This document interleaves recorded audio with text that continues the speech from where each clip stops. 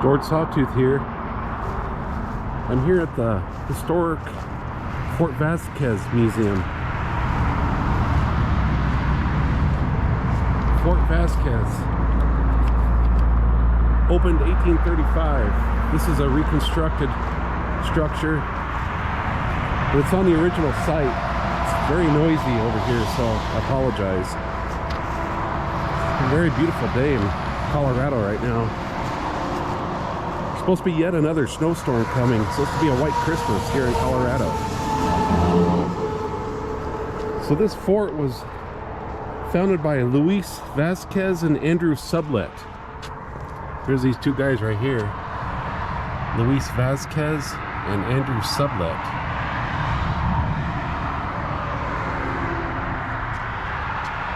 So they raised the Fort Vasquez midway between Fort Laramie and Bent's Old Fort, which is over by southeast Colorado by La Junta. And these forts, just think of them as gas stations, as present day gas stations. They all competed. I have another video of Fort St. Vrain, which is that way. 2 miles that way, because Platteville, the town of Platteville is just right over here. And Fort St. Vrain is just maybe a mile or two northwest of Platteville. There are 3 nearby forts. Another fort was Fort Lupton. They've actually rebuilt Fort Lupton, the old fort there too. And one day I might go out there. Here in 1966, you can see them excavating the outside wall east side of Fort Vasquez, 1966. In the 1930s, the New Deal Works Progress Administration rebuilt the crumbling outer walls of Fort Vasquez. I mean, can you believe how if it was made in 1835, by the 1930s, that's 100 years later, those walls were crumbling. 3 decades later, the Colorado Historical Society launched an archaeological study to reconstruct daily life inside the complex. Painstaking excavations revealed roughly a dozen rooms around a larger interior plaza.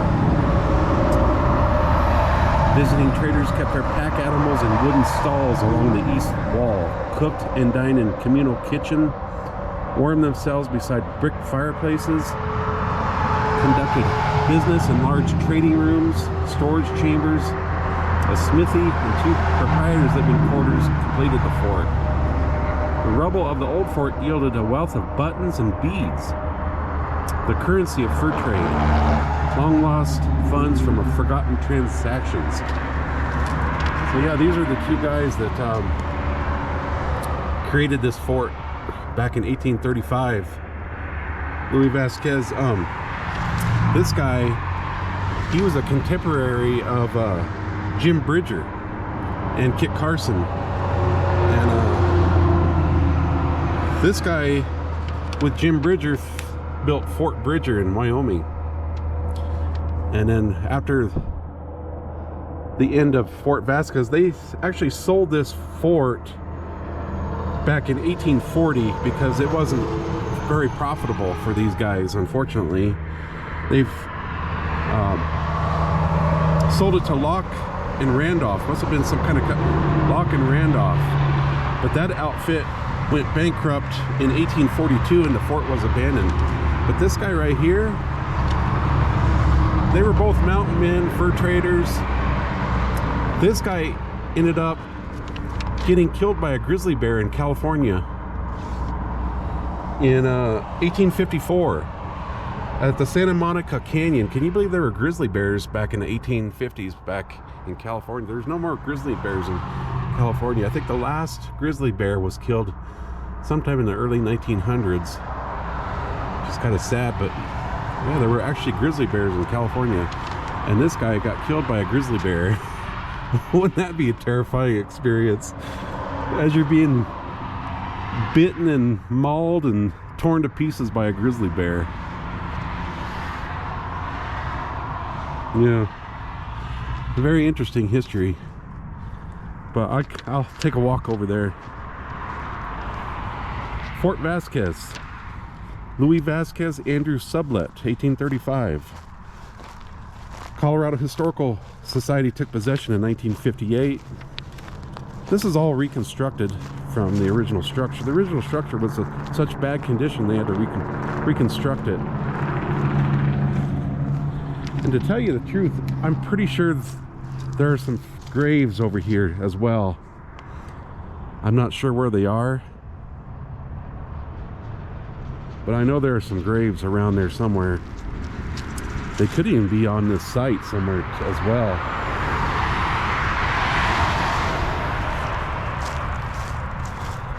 Of course, all these forts were adobes. This fort competed with Fort St. Vrain and Fort Lupton.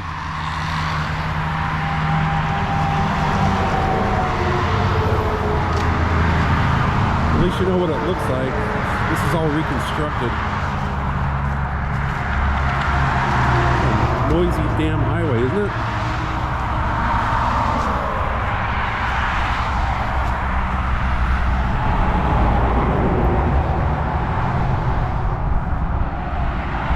This is Highway 85. This fort is in between the northbound and the southbound sections of Interstate 85. It was constructed around the 1920s, 1930s. And unfortunately, I can't get in. It's not open today. It's only open Wednesdays, Saturdays, and Sundays, unfortunately. But I can put my camera over, let you guys see.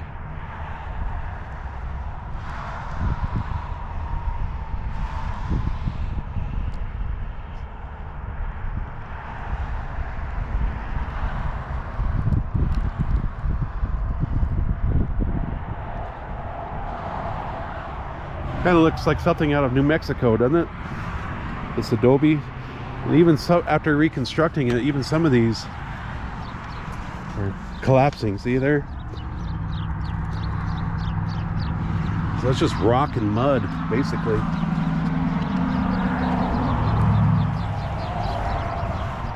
There's the old Fort Vasquez.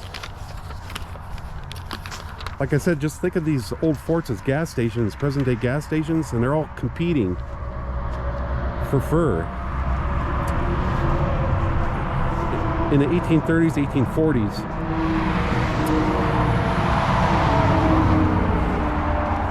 But like I said in the previous video, the United States started trading with China. We started trading for silk, and people would rather have silk hats and silk coats rather than beaver or grizzly. They'd rather have silk, so the fur industry kind of collapsed back in the 1840s.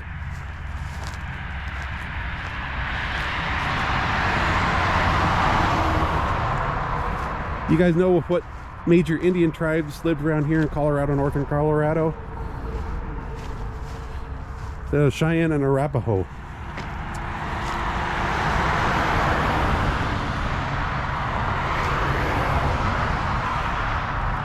Looks like an old gate. There's Cheyenne and Arapaho.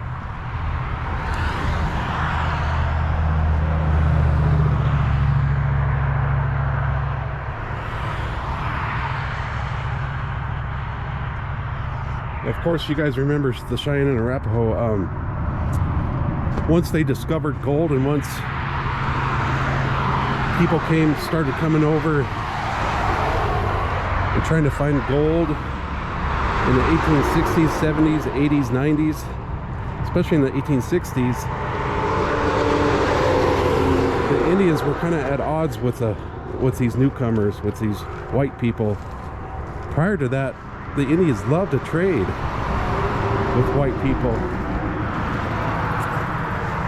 But then when they started invading their land and started building houses and homesteads in the Indian territory, that's when the Indians got kind of, they said, hey, wait, what the hell's going on here?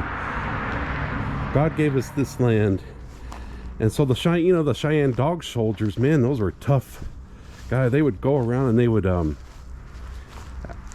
kill the white settlers. And there was a tough band of Cheyenne, were the dog soldiers.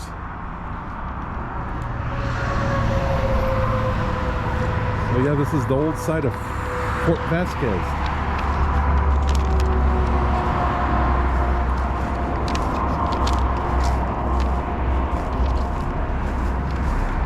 This is Highway 85.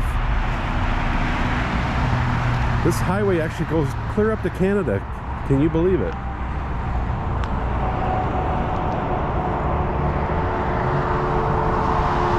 This talks about a Highway 85. You see, this was built on the old Trappers Trail, absorbed into the Cherokee Trail in the 1850s and the Overland Trail. The Denver Pacific Railway was built parallel to the trail.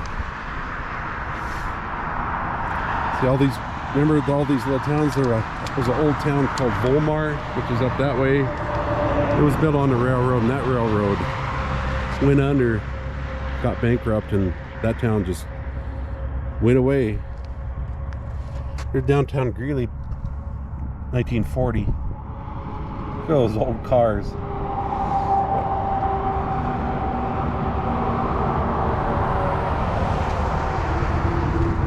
Try to focus on this, maybe you guys can read it.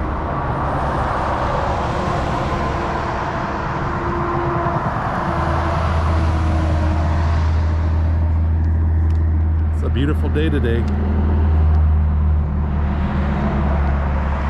It's a very rare year.